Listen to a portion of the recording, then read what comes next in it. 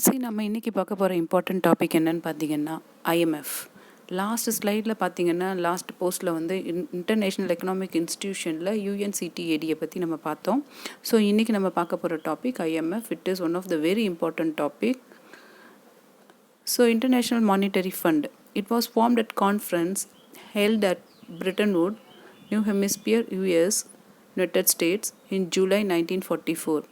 The global conference is established for economic cooperation and development of global economy. So இது எங்கே form ஆச்சுன்னு பார்த்தீங்கன்னா Britain வுட்டில் form ஆச்சு. Form ஆன இயர் வந்து பார்த்திங்கன்னா 1944. என்ன எய்ம்காக இந்த ஐஎம்எஃப்பை வந்து எஸ்டாப்ளிஷ் பண்ணாங்க, ஃபார்ம் பண்ணாங்க அப்படின்னு பார்த்தீங்கன்னா எக்கனாமிக் கோஆப்ரேஷன் அண்ட் எக்கனாமிக் டெவலப்மெண்ட்காக, குளோபல் எக்கனாமிக் டெவலப்மெண்ட்காக தான் இந்த ஐஎம்எஃப் இன்டர்நேஷ்னல் மானிட்டரி ஃபண்டை ஃபார்ம் பண்ணாங்க.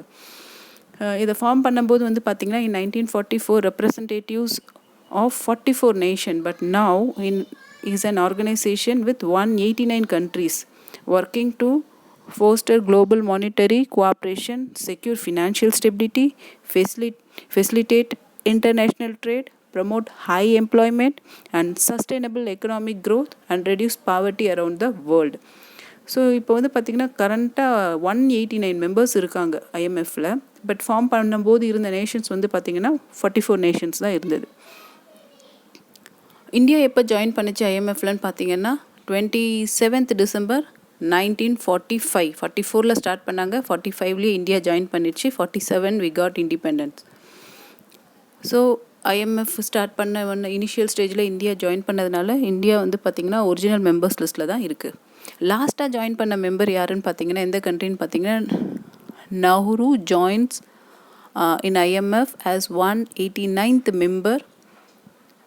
welcomed the Republic Nehru as its newest member on 2016 ஏப்ரலில் தான் வந்து பார்த்திங்கன்னா நஹ்ரு ஜாயின் பண்ணியிருக்கு.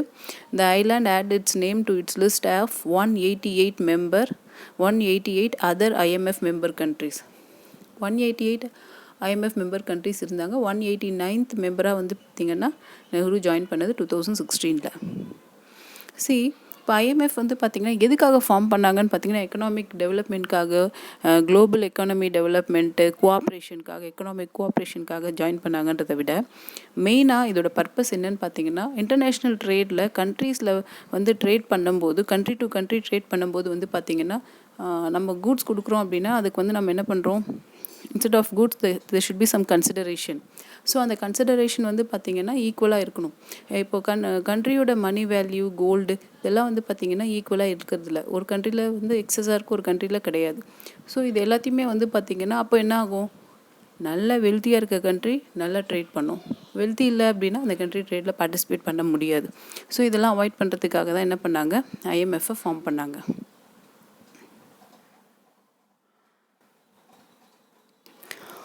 ஹெட்குவார்ட்டர்ஸ், பேசிக் இன்ஃபோ அபவுட் ஐஎம்எஃப் அப்படின்னா ஹெட்குவார்ட்டர்ஸ் எங்கே இருக்குதுன்னு பார்த்தீங்கன்னா வாஷிங்டன் டிசி, யுனைடெட் ஸ்டேட்ஸில் இருக்குது. Reason it's worldwide. IMF வந்து இந்த கண்ட்ரிக்காக அந்த கண்ட்ரிக்காகன்னு கிடையாது, it is for worldwide, எல்லா கண்ட்ரிஸ்க்காகியும். மெம்பர்ஷிப் வந்து பார்த்திங்கன்னா டோட்டலாக 189 கண்ட்ரிஸ் இருக்குது. Official language English. Managing director woman director Kristalina Georgieva. Chief economist பார்த்திங்கன்னா Geeta Gopinath. She is American Indian economist. Main organ பார்த்திங்கன்னா போர்ட் ஆஃப் கவர்னர்ஸ். கவர்னர்ஸ் தான் வந்து பார்த்திங்கன்னா இதில் மெயின் ஆர்கன்ஸாக இருப்பாங்க. பேரண்ட் ஆர்கனைசேஷன் வந்து பார்த்திங்கன்னா United Nation. Next objective of IMF எந்த ஆப்ஜெக்ட்காக ஃபார்ம் பண்ணாங்க அப்படின்னா I already set economic global கோஆப்ரேஷனுக்காகியும் குளோபல் எக்கனாமிக் டெவலப்மெண்ட்காகியும் தான் ஃபார்ம் பண்ணாங்க. ஸோ இதோட அப்ஜெக்டிவ்ஸ் வந்து பார்த்திங்கன்னா international monetary cooperation to promote exchange stability, to eliminate exchange control, establish of multilateral trade and payment, growth of international trade, balanced economic growth, to remove the disequilibrium in the balance of payment, expansion of capital investment in underdeveloped countries and generating higher employment and income. இப்போ நீங்கள் இதில் பார்த்துருக்க எல்லா ஆப்ஜெக்டிவ்ஸுமே வந்து பார்த்திங்கன்னா economic டெவலப்மெண்ட்காக தான். Promote பண்ணுறதுக்கு, எலிமினேட் பண்ணுறது, தேவையில்லாத விஷயங்களை எலிமினேட் பண்ணுறது, தேவையான விஷயங்களை ப்ரமோட் பண்ணுறது, மல்டிலேட்ரல் ட்ரேடை எஸ்டாப்ளிஷ் பண்ணுறது, இன்டர்நேஷ்னல் லெவலில் ட்ரேடை டெவலப் பண்ணுறது, பேலன்ஸ்டு எக்கனாமிக் க்ரோத் கொண்டு போகிறது, டிஸ்இக்லிபிரியம் ஏதாவது இருந்ததுன்னா அதை ரிமூவ் பண்ணுறது. ஸோ இந்த மாதிரி எல்லாமே economic cooperation, global economic cooperation and டெவலப்மெண்ட்டை பேஸ் பண்ணி தான் இருக்குது எல்லா ஆப்ஜெக்டிவ்ஸுமே.